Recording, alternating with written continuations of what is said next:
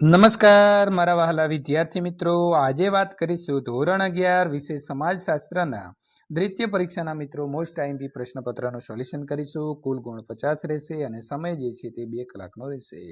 વિભાગ એની વાત કરીશું. નીચે આપેલા વિકલ્પમાંથી સાચો વિકલ્પ ABCD પસંદ કરી અને જવાબ લખવાના રહેશે. દરેકનો 1 ગુણ રહેશે. ખ્યાલોની સુસજ્જ ભાષાને શું કહે છે? તો સાચો જવાબ આવશે સી, વૈજ્ઞાનિક પરિભાષા. પ્રશ્ન નંબર 2, સામાજિક રચનાનો ખુલ્લાપણો તપાસવા શાનો અભ્યાસ જરૂરી છે? તો સાચો જવાબ આવશે એ, ગતિશીલતા. નંબર 3, મજૂરો અને માલિક વચ્ચેનો સંઘર્ષ કયા પ્રકારની આંતરક્રિયા છે? તો જવાબ આવશે એ, પ્રત્યક્ષ સંઘર્ષ. પ્રશ્ન નંબર મિત્રો 4, કોના મતે સામાજિક રચના તંત્રમાં તેમજ મૂલ્ય, માન્યતા અને વલણોની અંદર આવતું પરિવર્તન એટલે સામાજિક પરિવર્તન? તો સાચો જવાબ આવશે એ, ડેવિસ. પ્રશ્ન નંબર 5, ટેલિફોનથી સેલફોન સુધી પરિવર્તન કયા સ્વરૂપનું પરિવર્તન કહેવાય છે? તો સાચો જવાબ આવશે બી, ઉત્ક્રાંતિ સ્વરૂપનું રેખાંકિત પરિવર્તન. મિત્રો વિભાગ બી ની વાત કરીશું. નીચેના પ્રશ્નોના ઉત્તરો એક વાક્યની અંદર આપો, દરેકનો 1 ગુણ રહેશે. કયા સામયિકમાં ગુજરાતના સંશોધકોના સંશોધન લેખો પ્રકાશિત થયા છે?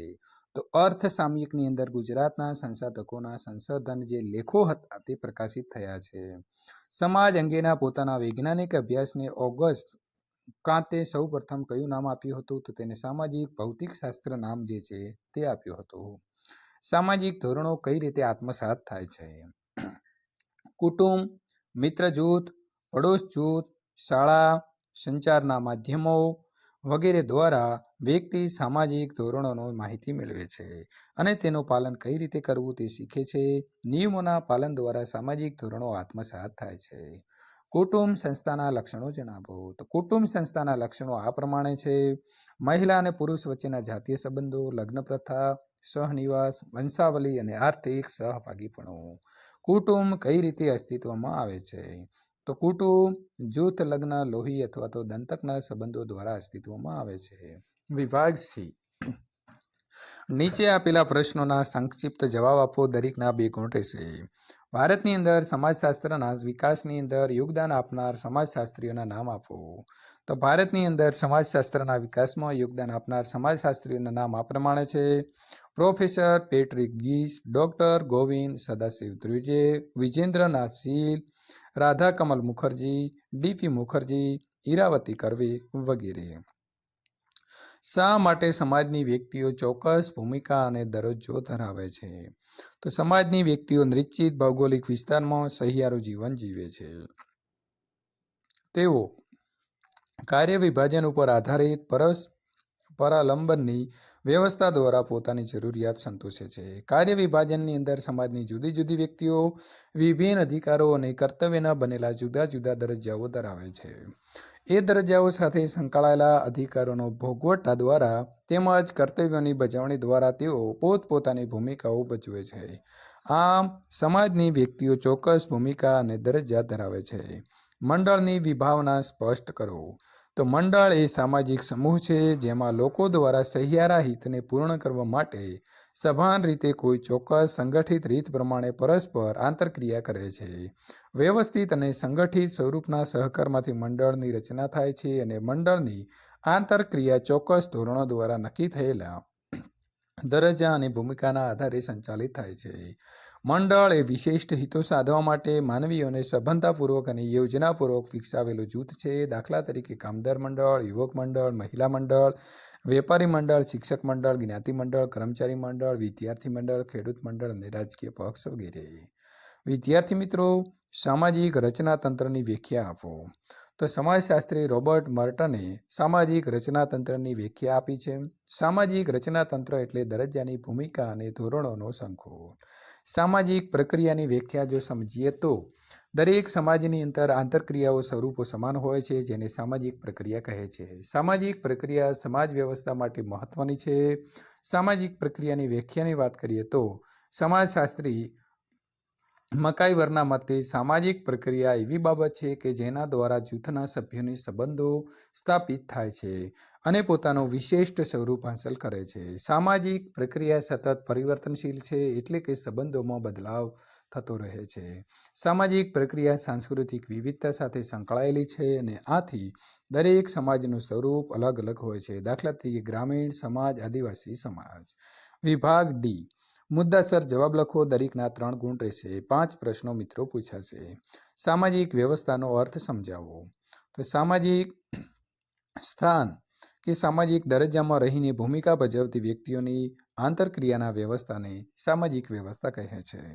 સામાજિક વ્યવસ્થા ક્રિયાત્મક સંબંધોથી જોડાયેલા 2 કે તેથી વધુ એકમોની બનેલી વ્યવસ્થા છે. સામાજિક આંતરક્રિયાના સ્વરૂપ તરીકે સંઘર્ષ. તો સામાજિક આંતરક્રિયાના 3 પ્રકારો છે: સહકાર, સંઘર્ષ અને સ્પર્ધા. સામાજિક આંતરક્રિયાના પ્રકાર તરીકે સંઘર્ષના સ્વરૂપની સમજૂતી નીચે પ્રમાણે છે. તો મિત્રો તમારે પ્રથમ સંઘર્ષ વિશે સમજાવવાનું છે. સંઘર્ષના જો પ્રકારોની વાત કરીએ તો પ્રત્યક્ષ સંઘર્ષ, પરોક્ષ સંઘર્ષ, આંશિક સંઘર્ષ અને સંપૂર્ણ સંઘર્ષ. વિદ્યાર્થી મિત્રો તમે જે છે તે જવાબ અહીં વિડીયોને સ્ટોપ કરી અને જોઈ શકો છો. ત્યાર પછી આગળના સંઘર્ષની વાત કરીએ તો વ્યક્તિગત સંઘર્ષ, જૂથ સંઘર્ષ, આંતરિક સંઘર્ષ, બાહ્ય સંઘર્ષ વગેરે એના પ્રકારો આવશે. આંશિક સંઘર્ષ કોને કહેવાય છે? તો એને મિત્રો વાત કરીએ તો 2 પક્ષો એક જ ધ્યેય પ્રાપ્ત કરવા એકબીજાના વિરુદ્ધ પ્રવૃત્તિ કરતા હોય છે.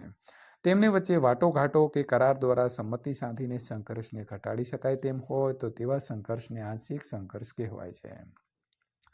અભૌતિક સંસ્કૃતિમાં કઈ કઈ બાબતોનો સમાવેશ થાય છે? તો મિત્રો લોકાચાર, રૂઢિ રિવાજો, લોકરીતિઓ, શિસ્તના શિષ્ટાચાર, સેદ, ફેશન, ધર્મક્રિયા, વિધિ, કાયદાઓ, નિયમો વગેરેના સંસ્થાના ઘટકો છે. અને માનવીની માન્યતાઓ, સત્યો, કલ્પનાઓ, લોકકથાઓ, દંતકથાઓ, સામાજિક મૂલ્યો, વ્યવહારિક જ્ઞાન તેમજ વિજ્ઞાન, સાહિત્ય, સૌંદર્ય વિશેના ખ્યાલો વગેરેના વિચારોના ઘટકો છે. નંબર 20, સમૂહ માધ્યમો લોકોના રાજકીય, આર્થિક, ધાર્મિક, નૈતિક વલણો અને વર્તન ઉપર કઈ રીતે અસર પાડે છે? તો વિદ્યાર્થી મિત્રો સમૂહ માધ્યમોની સામગ્રી સમાજના વિશાળ સમુદાય વિશે સુધી એક સાથે પહોંચી શકે છે. આ માહિતી સમાજના દરેક સભ્યના જ્ઞાનમાં વધારો કરે છે. આધુનિક સમાજ સમૂહ માધ્યમો દ્વારા મંતવ્યો, મતાંતરો, માન્યતાઓ, વિચારો, આચાર વિચારો, આદર્શ વગેરે લોકો સમક્ષ રજૂ કરીને તેમજ સામાજિકકરણ કરી શકે છે. આ માધ્યમો વિશાળ જનસંખ્યા વચ્ચે કેટલી ચાર વિનિમયની તકો પૂરી પાડે છે અને જાહેર લોકમત કેળવીને સામાજિક આંદોલન માટે તૈયાર કરે છે. આમ સમૂહ માધ્યમો લોકોના રાજકીય, આર્થિક, ધાર્મિક, નૈતિક વલણો પર વર્તન પર તેની અસર પાડે છે. વિદ્યાર્થી મિત્રો વિભાગ ઈની વાત કરીએ તો 5 ગુણના 3 પ્રશ્નો પૂછાશે. વિસ્તારપૂર્વક જવાબ લખવાના છે. સામાજિક આંતરક્રિયાના લક્ષણો જે છે તે તમારે સમજાવવાના છે. તો વિદ્યાર્થી મિત્રો પ્રથમ વ્યક્તિ સમાજના સંદર્ભમાં અન્ય વ્યક્તિ સાથે જોડાઈને સામાજિક ક્રિયા કરે છે ત્યારે એકબીજા ઉપર અસર કરે છે. આવી પારસ્પરિક ક્રિયાને સામાજિક આંતરક્રિયા કહે છે. આંતરક્રિયાના લક્ષણો 2 કે તેથી વધુ પક્ષો છે, માધ્યમ છે, પારસ્પરિક અસરો છે. તેનો મિત્રો તમારે વિસ્તૃત જે છે તે જવાબ આપવાનો રહેશે. હવે વાત કરીશું આગળ સંસ્કૃતિની વ્યાખ્યા આપી તેના પ્રકારો ઉદાહરણ સહિત સમજાવો. તો સંસ્કૃતિનો પ્રથમ તમારે મિત્રો અર્થ સમજાવવાનો છે, તેની વ્યાખ્યા લખવાની છે અને ત્યાર પછી તેના પ્રકારોની વાત કરીએ તો ભૌતિક સંસ્કૃતિ અને અભૌતિક સંસ્કૃતિ, તો એને પણ તમારે સમજૂતી સાથે સમજાવવાના છે. તો વિદ્યાર્થી મિત્રો આ પ્રકારનું સંપૂર્ણ સોલ્યુશન સાથેના પેપરો મેળવવા માંગો છો તો ચેનલને ખાસ સબસ્ક્રાઇબ કરતા રહેજો અને વિડીયોને સ્ટોપ કરીને ત્યાંથી વધુ વાંચન કરી શકશો.